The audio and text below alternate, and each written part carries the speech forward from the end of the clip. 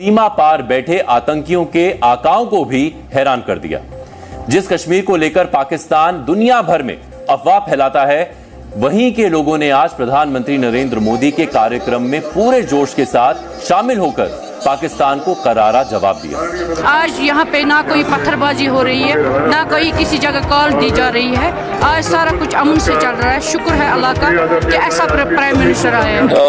पाकिस्तान के लोग भी कश्मीर को भूल चुके हैं। उसकी शायद पहली वजह यह है कि या उसकी ये समझ लें कि पर्सनल रीजंस हैं और इंटरनल चैलेंजेस हैं। इंटरनल चैलेंजेस इतने ज़्यादा हैं कि लोगों को वो जो कश्मीर इशू एंड देन फिर उसके ऊपर defence and security and all that, so largely लोगों को याद करवाना पड़ता है कि कश्मीर भी है, वरना कोई बंदा कश्मीर पे बात नहीं करता।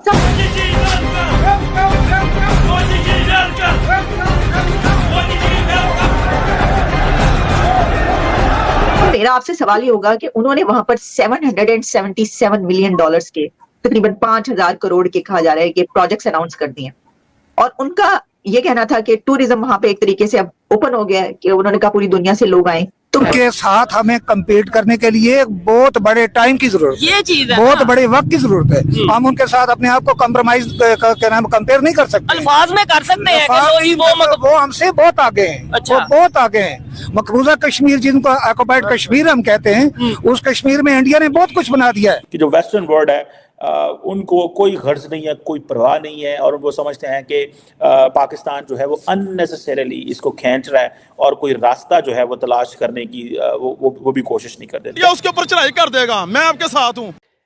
पहली बार 370 हटने के बाद प्राइम मिनिस्टर, हमारे देश के प्राइम मिनिस्टर मोदी जी ने 370 हटने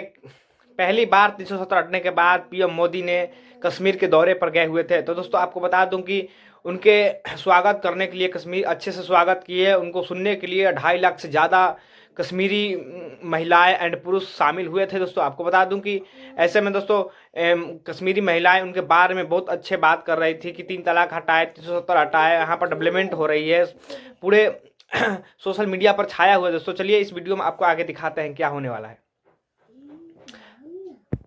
कंप्लीट साइलेंस है, इतनी ज्यादा साइलेंट है कि जब 370-35A आया तो उन्होंने कहा भाई अब कुछ करने की जरूरत नहीं है, हमें 370-30 हमने फॉरेन मिनिस्टर्स का इजलास भी नहीं बुलाने दिया और हम नाराज हो गए। ओवैसी ने कहा कि अगर आप नाराज होते हैं तो आप नाराज हो जाएं, हमें इससे कोई फर्क नहीं पड़ता। और पाकिस्तान को फिर शाह महमूद कुरैशी साहब उस वक्त वजीर खारजा होते थे और हमारी इतनी इंसल्ट हुई with in the Muslim world कि किसी ने भी हमारी बात ना मानी और हम उसी मुश्किल में रहे जी के ओआईसी बात माने। हमने कहा कि हम पैरेलल ब्लॉक क्रिएट करेंगे, फिर हमें माफिया मांगनी पड़ी मुस्लिम दुनिया से। सो दुनिया समझती है कि भाई अब ऐसा कुछ भी नहीं है जो देखा जाए। सो ओआईसी की जो साइलेंस है, जो आपको पता है कि ओआईसी के अंदर 2 ही बड़े मेन इशू थे, एक फ़लस्तीन एंड एक कश्मीर। जो फ़लस्तीन है वो आपके सामने है और कश्मीर के ऊपर अब ओआईसी समझती है कि ये ज़्यादा से ज़्यादा हम ये कर सके थे कि जो G20 की जो टूरिज्म समिट थी, आई थिंक कॉन्फ्रेंस थी G20 की साइडलाइन पे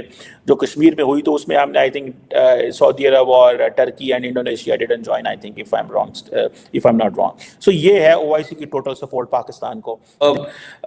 पाकिस्तान के लोग भी कश्मीर को भूल चुके हैं। उसकी शायद पहली वजह ये है कि या उसकी ये समझ लें कि पर्सनल रीजंस हैं और इंटरनल चैलेंजेस हैं। इंटरनल चैलेंजेस इतने ज़्यादा हैं कि लोगों को वो जो कश्मीर इशू एंड देन फिर उसके ऊपर defence and security and all that, so largely लोगों को याद करवाना पड़ता है कि कश्मीर भी है, वरना कोई बंदा कश्मीर पे बात नहीं करता। जिसकी वजह से एक आए रोज़ जिसे कहते हैं ना कि अवाम के अंदर कोई वो नहीं है कि हाँ हमें बड़ी वो है। आप देखें कि मोदी साहब जो हैं वो जा रहे हैं और वो क्या नारा लेके जा रहे हैं, दिल्ली की दूरी, ठीक है जी, से और दिल की दूरी के ऊपर बात करने जा रहे हैं, because Kashmir is still a union territory.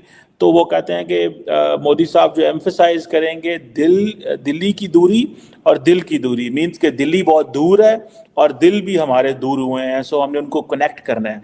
And I think that's what is important. हमने कश्मीर को जिस सेंस में पाकिस्तान इस्तेमाल करते हैं वो हमारे सामने ही है फॉर अ मोमेंट अगर देखा जाए।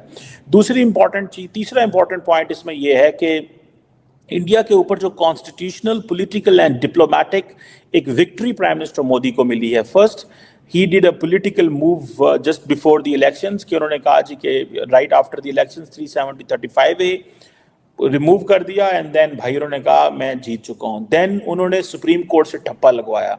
देन उनको डिप्लोमेटिक विक्ट्री है कि वो अपने केस को दुनिया के सामने उन्होंने सारे के सारे जो कश्मीर इशू है इसको टेररिज्म एंड जिहाद और क्रॉस बॉर्डर टेररिज्म और इन चीज़ों से लिंक कर दिया है, जिसकी वजह से लोग समझते हैं कि whatever is happening in Kashmir, if there is any struggle in Kashmir which Pakistan considers indigenous struggle, then that struggle is considered कि भाई ये तो एक दहशत गर्दी है या इसका नुकसान जो है वो पाकिस्तान को इस का है। इंडिया ने इतना ज़्यादा हाईलाइट किया in front of diplomatic community, इतना ज़्यादा डिस्कस किया और वहाँ पे जो भी इंडिजिनस मूवमेंट चल रही थी उसको अपने टेररिज्म के कवानीन के साथ लिंक कर दिया। देन आपको पता है जब पाकिस्तान FATF में फंसता था तो India used to bring up all that and then UN security council resolutions हैं 1267, 3073 आई थिंक, ये सारे के सारे resolutions they keep on pushing Pakistan back और हमें हर रोज़